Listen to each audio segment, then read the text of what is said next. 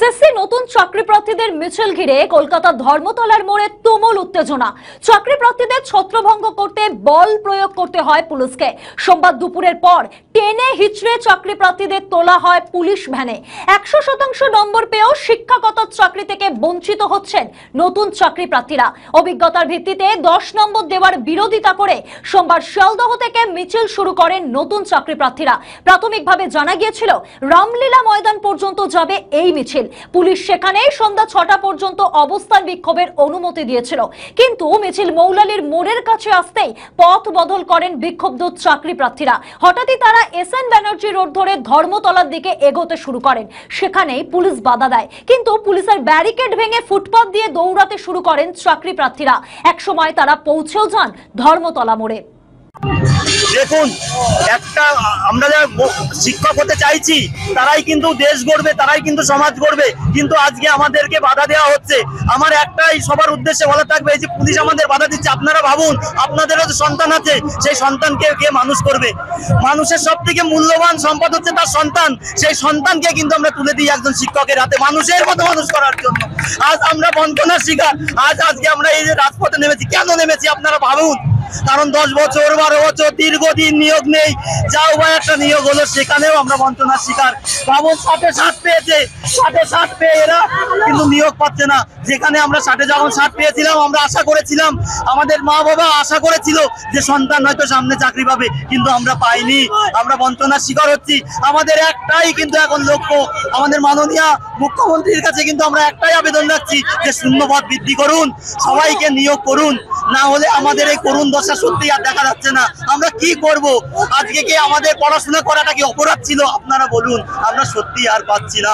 শূন্যপদ বৃদ্ধি করুন, আর ওই মাঠগুলো আমরা জনসমক্ষে আনুন আপনারা, তাহলেই তো কোনটা ঠিক কোনটা ভুল সেটা কিন্তু পরিষ্কার হয়ে যাবে।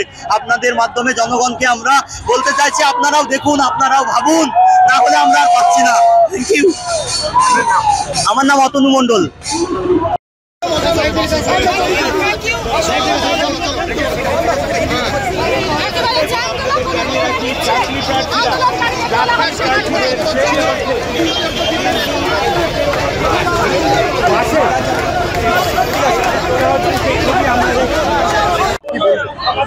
দেখুন, কথাটা হচ্ছে পুলিশ তো বাধা দেবেনি, কারণ যখন আপনি দেখবেন যুগের পর যুগ যখন সত্যের জন্য মানুষ সোচ্চার হয়, নিজের অধিকারের জন্য যখন মানুষ সোচ্চার হয়, তখন সে প্রতিবাদী কণ্ঠকে দেবে দেওয়া হয়।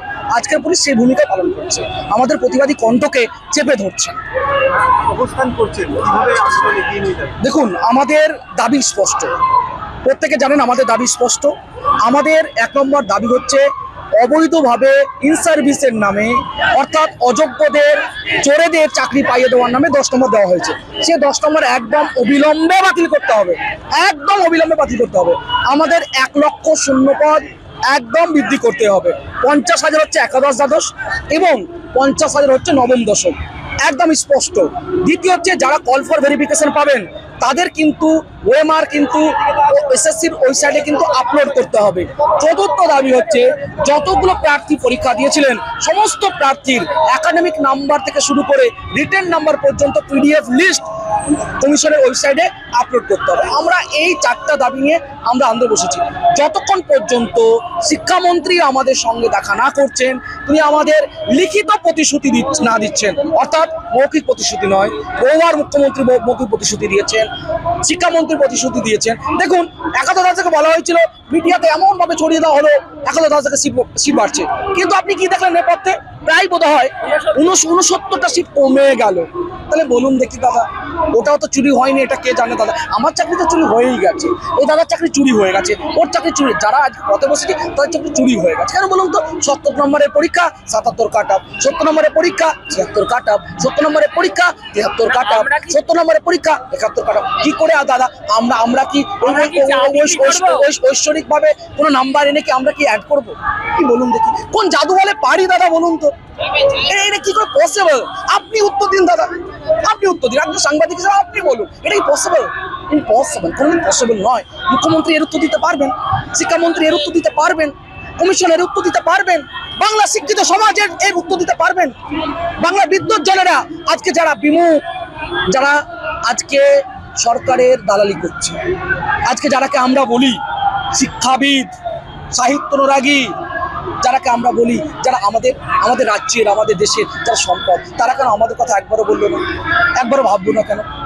আমাদের একটাই দাবি, এই 4টা দাবি আমাদের পূরণ করতে হবে। অর্থাৎ আমাদের কিন্তু 1 লক্ষ সিট বৃদ্ধি করতে হবে, অবিলম্বে 10টা নাম্বার একদম বাতিল করতে হবে। চতুর্থ হচ্ছে যারা কলপার ভেরিফিকেশন পাবে তাদের সার্ভারে কিন্তু তাদের ওএমআর কিন্তু আপলোড করতে হবে। এবং চতুর্থ দাবি হচ্ছে যতগুলো পরীক্ষার্থী পরীক্ষা দিয়েছিল তাদের পিডিএফ আকারে তাদের কিন্তু যে একাডেমিক নাম্বার এবং তাদের যে রিটার্ন নাম্বার তা প্রকাশ করতে হবে।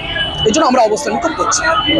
আমাদের ভিডিও ভালো লাগলে লাইক ও শেয়ার করুন, কমেন্ট সেকশনে আপনাদের মতামত জানান। আরও ভিডিও পেতে আমাদের চ্যানেলটিকে সাবস্ক্রাইব করুন এবং প্রতি মুহূর্তে খবরের আপডেট পেতে প্রেস করুন বেল আইকন।